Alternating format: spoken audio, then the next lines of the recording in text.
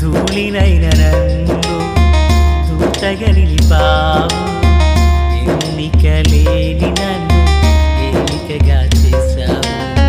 ధూళినైన నన్ను దూతగా నిలిపావు, ఎన్నిక లేని నన్ను ఏలికగా చేశావు. భూమి విరిగి ఫలమిచ్చెను, మేఘమిరిగి వర్షమొచ్చెను, రొట్టె విరిగి వృద్ధి చెందెను, నన్ను విరిచి వాడుకోమయ్యా.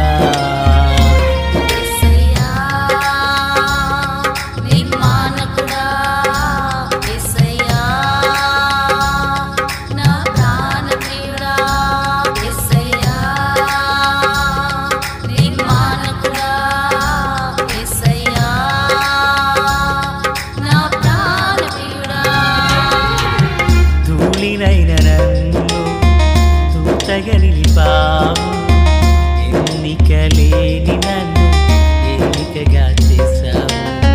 ధూళినైన నన్ను దూతగా నిలిపావు, ఎన్నిక లేని నన్ను ఏలికగా చేశావు. ప్రభు అయినటువంటి యేసుక్రీస్తు వారి పరిశుద్ధమైన నామములో తండ్రి అయిన దేవాది దేవునికి స్తోత్రాలు చెల్లిస్తూ మీ అందరికి వందనాలు తెలియపరుచున్నాను. ఆత్మీయులారా, బాగున్నారు కదా? గడిచినటువంటి 10వ తారీఖు మొదలుకొని కొద్ది దినములు దేవుని సన్నిధానాన ఉపవాస ప్రార్థనలు ఏర్పాటు చేయడం జరిగింది. కొందరు పాల్గొనుచున్నారు, మిగిలిన వారిని ప్రేమతో ఆహ్వానిస్తున్నాం.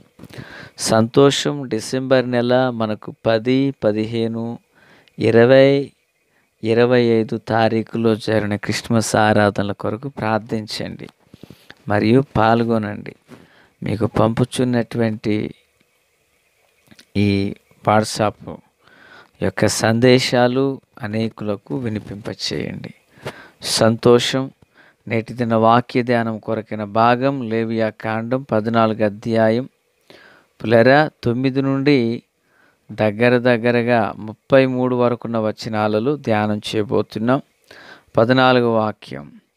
అప్పుడు యాజకుడు అపరాధ పరిహారార్థమైన దాని రక్తములో కొంచెము తీసి పవిత్రత పొందగోరు వాని కుడి చెవి కొన మీదను, వాని కుడి చేతి బొటన వ్రేలి మీదను, వాని కుడికాలి బొటన వ్రేలి మీదను దాన్ని చెమరవలెను.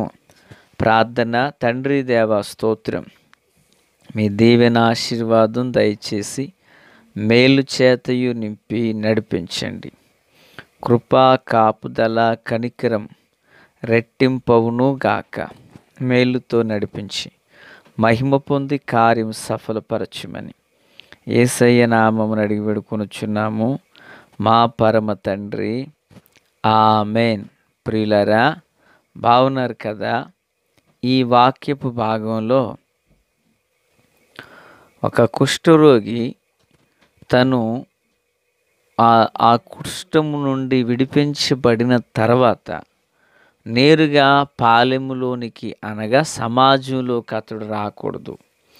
7 దినాలు వాడు వెలుపలనే ఉండగా యాజకుడు ఆ వ్యక్తి యొద్దకు వెళ్ళి తను శుద్ధీకరించబడ్డా లేదని కొంత నియమమును అతనికి తెలియపరుస్తున్నాడు. దానిలో భాగముగానే జతపక్షులను గురించి మనం విన్నాం. తరువాత దగ్గర 2 విధాలైన బలిని గురించి ప్రభువు చెప్పారు. 1 అపరాధ పరిహారార్థ బలి, 2 సమాధాన బలి. ఈ అపరాధ పరిహారార్థ బలిగా తాను అర్పించినప్పుడు ఒకవేళ అతడు పేదవాడైతే అతడు కేవలం 1 గొర్రెపిల్లను నైవేద్యముగా తూములో 10 వంతు నూనెను కలిపిన గోధుమ పిండిని 1 అర్ధసేరు నూనెను అతడు తీసుకురావాలని 21, 22 వచనాల్లో తెలియపరుస్తున్నారు.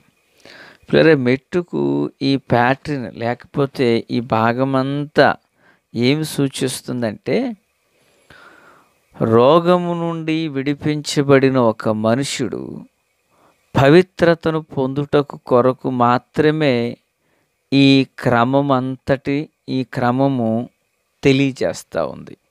దేవునికి మహిమ కలుగును గాక. ఆల్రెడీ అతడు రోగము నుండి స్వస్థచిత్తుడయ్యాడు. కానీ ఇప్పుడు ఆ వ్యక్తి శుద్ధి చేయబడాలి.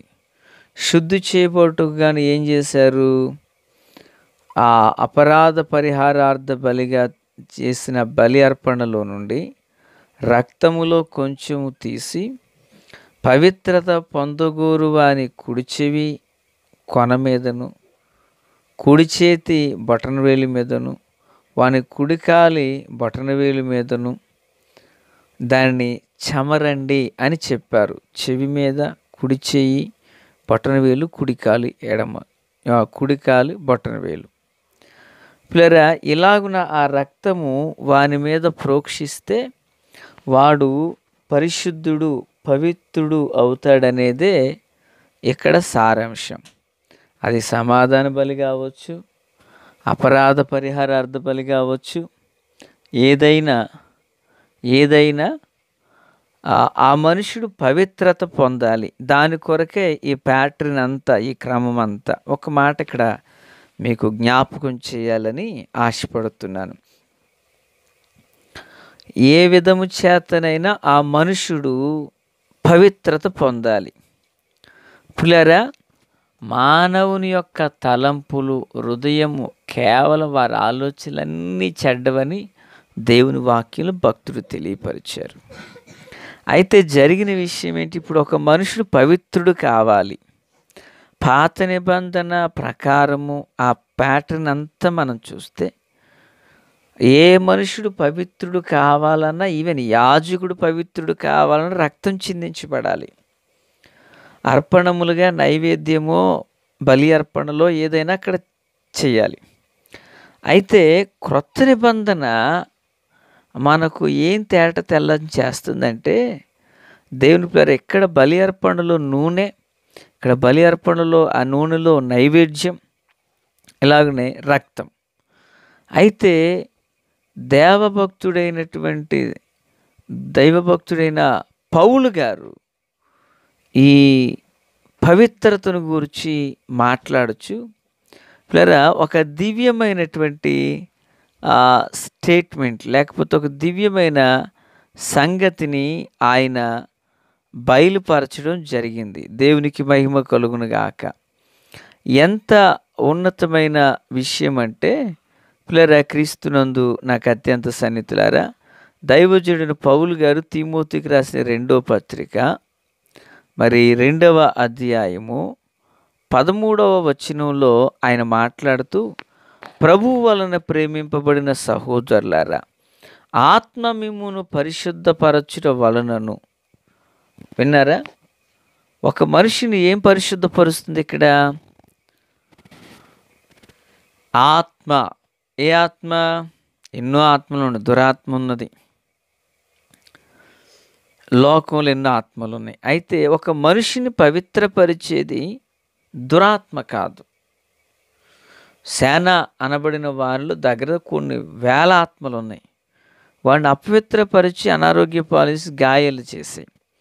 అయితే ఒక మనిషిని పరిశుద్ధపరిచేది దేవుని ఆత్మ. ఆమేన్. వింటున్నారా? దేవుని ఆత్మ.